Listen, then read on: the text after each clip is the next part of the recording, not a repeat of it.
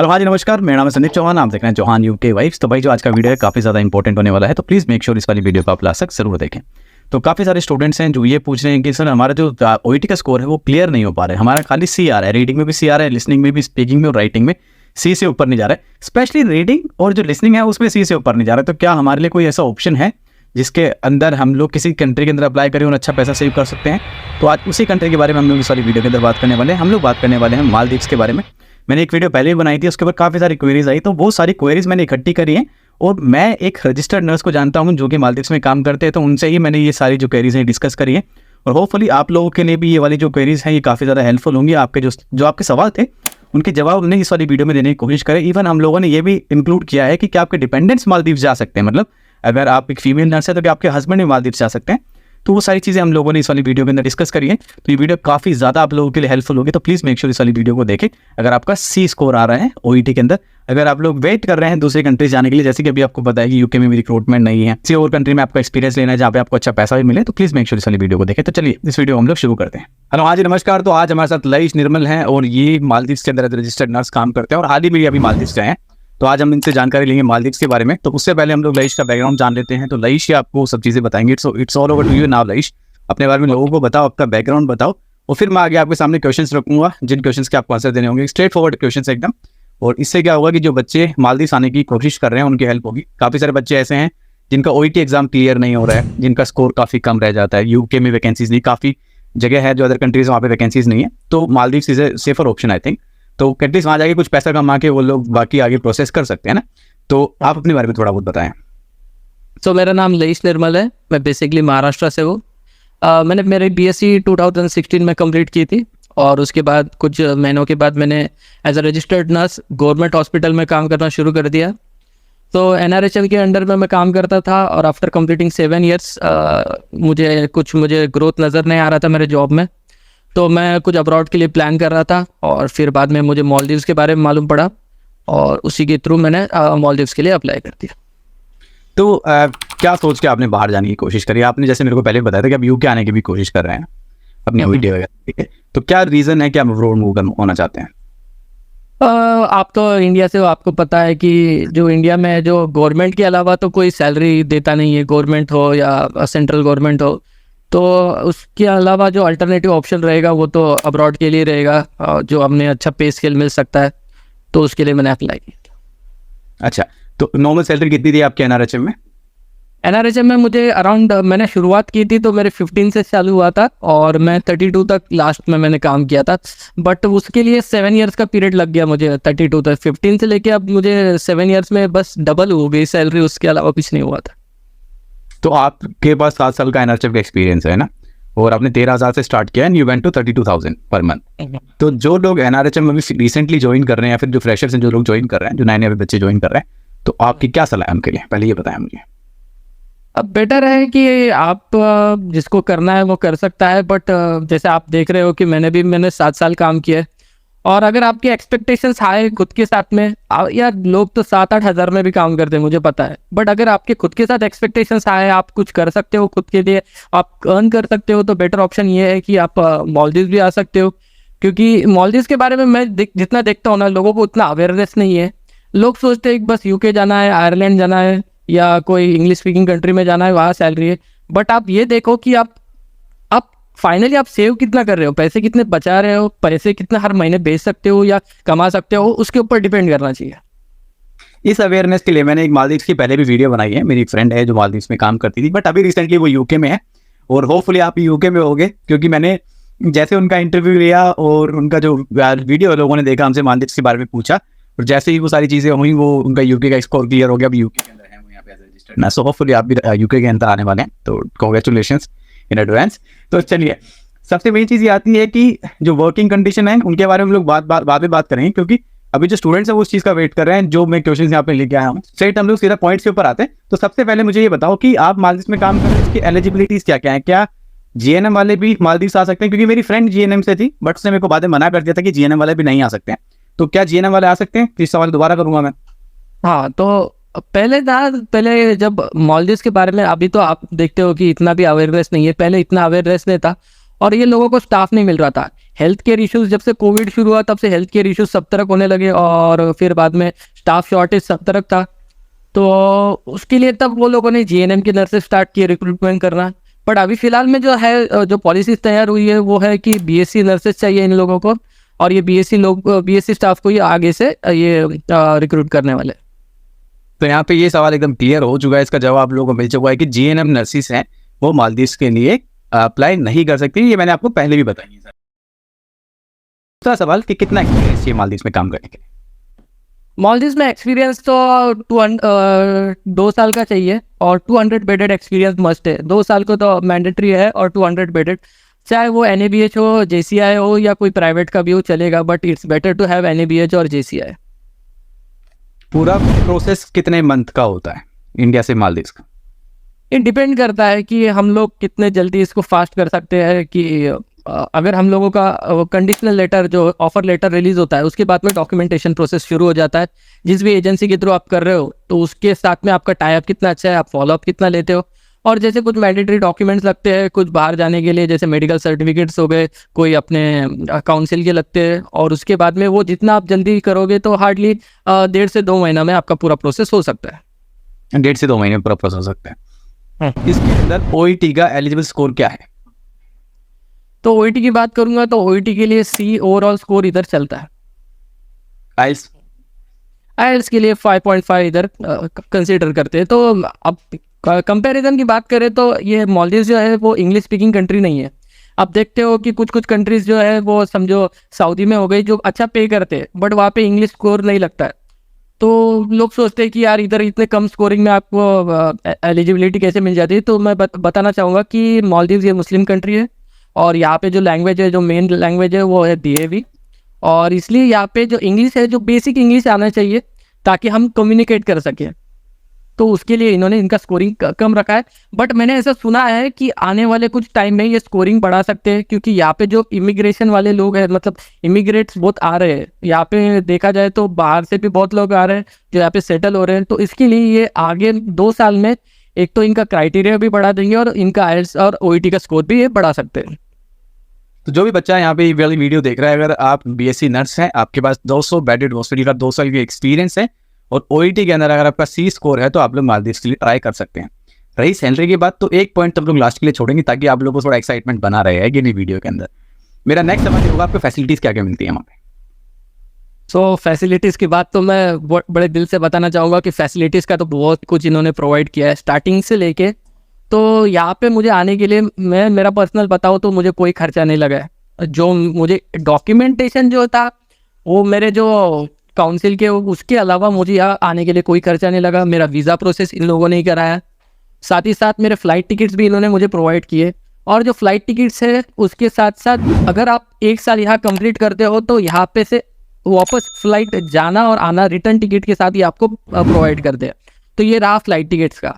अब मैं बात कर रहा हूँ, जब मैं यहाँ पे आया तो मुझे लेने के लिए इन्होंने इनका एक डिपार्टमेंट का एक आदमी भेजा। दैट वाज रियली अप्रिशिएटिंग कि अगर हम न्यू कंट्री में जाते हैं तो कोई तो चाहिए हमें लेने के लिए। दैट विल बी लाइक अपने को कंफर्टेबल लगता है।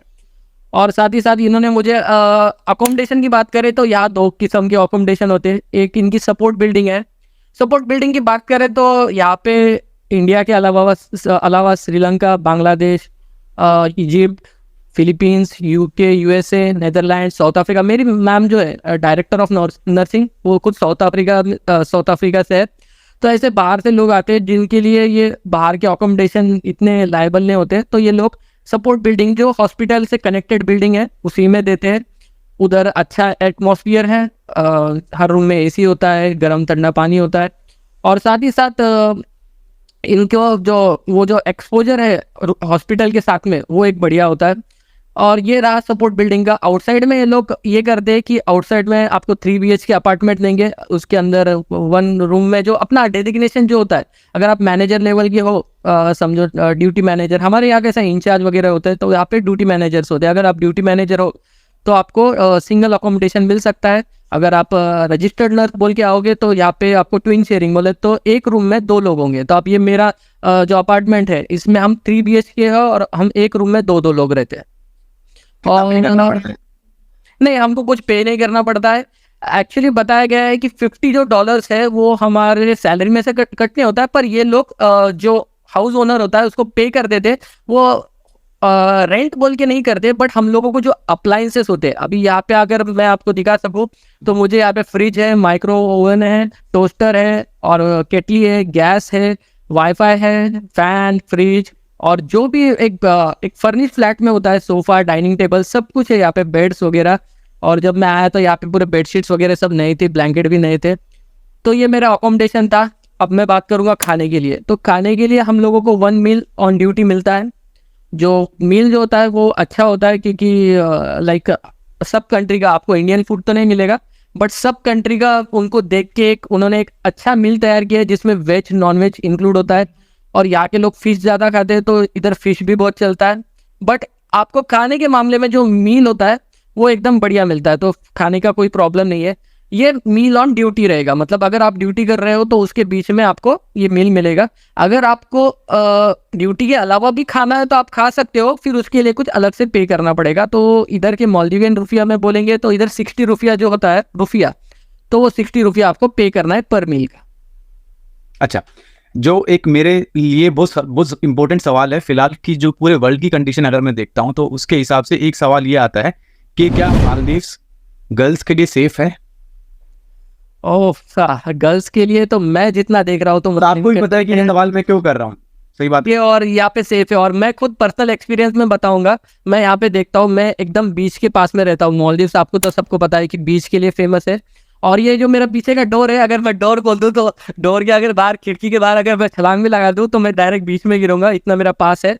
और मैं देखता हूँ कि यहाँ पे जो लड़कियां हैं वो रात के 2-2, 3-3 बजे तक मतलब इजीली घूम सकते हैं। हमारे यहाँ स्टाफ रहते हैं, जो हमारी जो शिफ्ट शुरू होती है वो रात को 11:30 बजे शुरू होती है, और जो हमारी मतलब नाइट शिफ्ट शुरू होती है तो 11:30 बजे शुरू होती है, और हमारी इवनिंग शिफ्ट है वो 12:30 बजे खत्म होती है। तो यहाँ पे हमारे जो हॉस्पिटल के स्टाफ है, जो लड़कियां हैं, वो आते जाते रहते हैं। और साथ ही साथ जो लोकलाइट्स है वो लड़कियां भी हमें दिखती है, जो इजीली बिना कोई टेंशन के। अब तो मैं नया हूँ, पर मैंने जितना एक्सपीरियंस किया है यहाँ पे बहुत सेफ है। कोई ऐसा मेरे कान पे भी बात नहीं आई कि ऐसा कुछ हुआ है, और it's totally safe for the girls. चाहे कितना भी सेफ हो, मैं ये कहूंगा कि टाइम देख के ही जो हमारी फीमेल्स हैं वो बाहर निकले, क्योंकि किसी भी कंट्री का कुछ भी नहीं पता है। सही बात है कि नहीं रवीश? चलिए, अब मुझे ये बताएं, मेन जो हमारा पॉइंट है कि सैलरी कितनी मिलती है, कितना कमा लेते हो? सैलरी के बारे में मैं बताना चाहूँगा कि आपको गुड सैलरी मिलती है यहाँ पे। तो मैं मेरी सैलरी के बारे में बोलूँगा तो सैलरी मुझे कितनी मिलती है वो तो नहीं बोलूँगा, पर सब खर्चा करके मैं यहाँ पे जिम लगाया है, जिम में करता हूँ, साथ ही साथ अपना डेली एक्सपेंस करता हूँ, एंजॉय करता हूँ, वो सब करके मैं मंथली 1 लाख सेव कर लेता हूँ इंडियन करेंसी में। तो बहुत बढ़िया चीज़ है कि अगर आप 1 लाख रुपए सेव करो, जिसमें आप पूरा एक्सपेंस अपना निकाल रहे हो, अपनी लाइफ को एंजॉय कर रहे हो, और 1 लाख रुपए आप बचा रहे हो, है ना? बहुत अच्छी चीज़ है ये। अब मेरा जो सवाल है वो ये है कि वर्किंग कंडीशंस कैसी हैं वहाँ पे? वर्किंग कंडीशन अच्छी है। अब मालदीव्स ये एक इनहेबिटेड आइलैंड है, ट्रॉपिकल आइलैंड है। तो यहाँ पे ये एक कंट्री नहीं, एक आइलैंड है। तो आइलैंड पे इधर ज़्यादा लोग नहीं है, पॉपुलेशन बहुत कम है। तो जैसे हम लोग कम है पॉपुलेशन बोलेंगे तो डिजीज कंडीशन भी कम रहेंगे, क्राउड भी कम रहेगा, तो कोई मेजर एक्सीडेंट्स नहीं होते हैं, कोई इश्यूज नहीं है यहाँ पे। तो साइमल्टेनियसली हमारे ऊपर जो वर्कलोड है उतना नहीं रहता है कंपेरेटिवली। अगर आप इंडिया में, अगर आप कहीं भी हॉस्पिटल में काम कर सकते हो तो आप मालदीव्स में अच्छे से काम करोगे। बट एक चीज़ है कि मालदीव्स में आप जब ड्यूटी करते हो तो आपको ड्यूटी के साथ साथ आपको सिस्टम वर्क भी आना चाहिए, क्योंकि यहाँ पे जो प्रैक्टिकल वर्क जो होता है हम लोगों का, वो प्रैक्टिकल वर्क के साथ साथ हमको सिस्टम वर्क भी आना जरूरी है। यहाँ पे एक सिस्टम है वेसेलियस बोल के, सिस्टम पे आपको लगे रहना होता है। जब आप ड्यूटी पे आते हो तो आपको एक आपका सिस्टम दिया जाता है, उसके ऊपर आपको पूरा डील करना है। तो अगर आप इंडिया में काम करते हो, कहीं भी काम करते हो, तो आप मालदीव्स में इजीली आप काम कर सकते हो। अच्छा, तो एक सवाल बहुत इंपॉर्टेंट है यहाँ पे, मैं पूछना भूल गया था, वो ये है कि आप तो यहाँ पे आ जाते हो तो आपके डिपेंडेंट्स के लिए क्या है यहाँ पे? अगर आपका कोई डिपेंडेंट, जैसे आपकी वाइफ है या फिर आपके बच्चे हैं, उनके लिए? हाँ, तो मेरी वाइफ है और मैं मैरिड हूँ, मुझे 2 साल हो गए। तो मैं डिपेंडेंस की बात करूँ तो यहाँ पे सबसे पहले आने के बाद आपको एक कॉम्पिटेंसिव एग्ज़ाम क्रैक करनी होती है। जैसे हम लोगों की, अब अगर आप इंडिया में अगर आप करते हो, जैसे DHS DMAR या कोई सेंट्रल के लिए जैसे आप अप्लाई करते हो, तो वैसे एक मालदीव्स नर्सिंग काउंसिल की एक कॉम्पिटेंसी एग्ज़ाम होती है। और वो विदिन 6 मंथ्स में आपको वो क्रैक करनी पड़ती है। इसकी जो क्वेश्चंस होते हैं मैं बताना चाहूँगा कि ये एनक्लेक्स टाइप्स क्वेश्चन होते हैं। हम लोगों को भी वही बोला है कि आप एनक्लेक्स के जो क्वेश्चंस होते हैं वो रेफर करो और विदिन 6 मंथ आपको ये एग्ज़ाम पास करनी होती है। तो आप अगर ये एग्ज़ाम पास कर देते हो, ये आप कभी भी दे सकते हो 6 मंथ में, बट यूजुअली जो नियरेस्ट जो डेट होगा वो नियरेस्ट डेट में आपको वो एग्ज़ाम बुक करनी है। ये एग्ज़ाम वगैरह जो होता है उसका फीस भी ये लोग पे करते हैं, हम लोगों को कुछ पे नहीं करना पड़ता है। अगर ये एग्ज़ाम अगर हम फर्स्ट अटैम्प्ट में नहीं पास होते हैं तो सेकंड अटैम्प्ट का जो होगा वो हम लोगों को बेयर करना पड़ता है, और थर्ड अटैम्प्ट भी होगा वो थर्ड अटैम्प्ट भी हम लोगों को खुद बेयर करना होता है। तो फर्स्ट अटैम्प्ट के अलावा बाकी दो अटैम्प्ट जो है वो हम लोगों को अपने हमारे पर्सनल एक्सपेंस से देने पड़ते हैं। अगर हम थर्ड अटैम्प्ट में पास नहीं होते तो ये लोग हम लोगों को रिलीव कर देते हैं और हमको इंडिया वापस जाना पड़ता है। तो अब बात करेंगे डिपेंडेंट्स की, तो ये हम लोगों को एग्जाम क्लियर करने के बाद ही हम हमारे डिपेंडेंट्स को बुला सकते हैं, और डिपेंडेंट्स के लिए 3 मंथ्स के बाद में हम लोग इसके लिए अप्लाई कर सकते हैं। हम लोगों को हमारी एक HR टीम है उसके साथ बात करना पड़ता है, और इसमें एक फैसिलिटी ये भी है, अगर हम लोग हमारा पर्सनली हम जाके रहते तो हम लोगों को 4,000 रुपया, मतलब नियर अबाउट 25,000 रुपीज ये लोग हमें देते हैं रहने के लिए हमारे डिपेंडेंट्स के साथ में। तो हम लोग अगर ये रूम में छोड़ देता हूँ और मैं चाहता हूँ कि मैं मेरी वाइफ को यहाँ लेके आ जाऊँ और मैं मेरे वाइफ के साथ रहूँ, तो मुझे वो इंडियन करेंसी में 25,000 देंगे। अगर मेरी वाइफ भी चाहती है कि अगर वो यहाँ पे काम करती है एज ए रजिस्टर्ड नर्स, तो उसको भी 4,000 रुपया यानी कि 25,000 रुपये मिल जाएंगे, कि हम दोनों की मिला के 50,000 रुपये हम लोगों को मिलेंगे, जिसके लिए हम हमारा पर्सनल अकोमोडेशन देख सकते हैं। साथ ही साथ में हम लोग अगर हमारे पर्सनल अकोमोडेशन में भी रहते हैं तो हम लोगों का खाना जो होता है 1 टाइम मील वो हॉस्पिटल की तरफ से पे हो जाएगा। चलिए, एक चीज आती है कि अगर जब भी हम किसी फॉरेन कंट्री में जाते हैं, हमारा जो मेन सोर्स ऑफ इनकम होता है, आपको भी पता है इस चीज के बारे में, कि जो हमारा मेन सोर्स ऑफ जो इनकम होता है वो हमारी सैलरी नहीं होती, वो हमारी होती है एक्स्ट्रा शिफ्ट। तो वहाँ पे क्या सीन है एक्स्ट्रा शिफ्ट का? एक्स्ट्रा शिफ्ट का है, मैं पहले शिफ्ट के बारे में बताना चाहूँगा। जो मॉर्निंग शिफ्ट होती है वो 7:30 को स्टार्ट होती है, और ये जो शिफ्ट है वो 4:30 को ख़त्म होती है।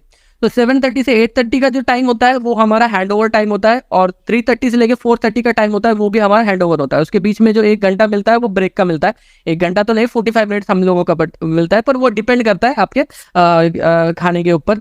तो इसके अलावा मैं बताना चाहूँगा कि अगर आप 7:30 की शिफ्ट को आते हैं और 4:30 को आपका हैंडओवर नहीं होता है किसी कारण से, अगर आप कोई पेशेंट में बेड साइड में हो या किसी कारण से शिफ्टिंग में हो, तो जितना भी हम घंटे काम करेंगे उसका हमको ओवर टाइम मिलता है।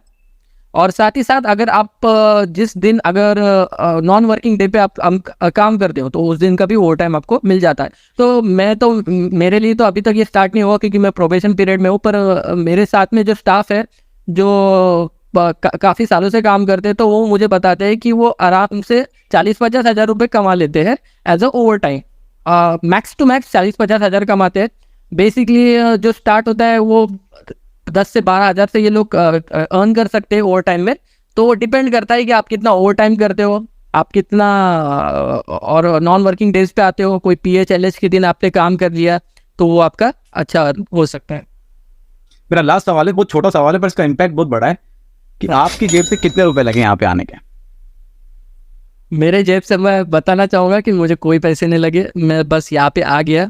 बट हाँ, हम ऐसे नहीं बोल सकते कि आपको बस खाली हाथ आ जाना है। आपको आपके पर्सनल एक्सपीरियंस, क्योंकि 1 मंथ तो आपको आपका खुद बेयर करना पड़ता है। अगर आप खाने की बात करें और रहने की बात करें तो आप तो आपके हॉस्पिटल में खा सकते हो, रह सकते हो, कोई प्रॉब्लम नहीं है। पर हम लोगों का होता है कि हम कुछ कैरी करें, बट अगर आपकी सैलरी जो भी हो, ये जो डिडक्शन होगा, अगर आप 3 टाइम भी वहाँ पे खाते हो और फिर बाद में आप वहाँ पे रहते हो, तो फिर उसकी जो सैलरी का में से जो ये जो खाने का होगा वो डिडक्शन वो आपकी सैलरी में से हो जाएगा। तो आप अगर वैसे भी आ गए तो कोई प्रॉब्लम नहीं, बट मैं अगर जो बंदे आना चाहते हैं या जो बंदी आना चाहती है उनको मैं बोलूँगा कि मिनिमम आप 20-30 हज़ार रुपये लेके आओ, सेफर साइड रखने के लिए, सेफर साइड के लिए।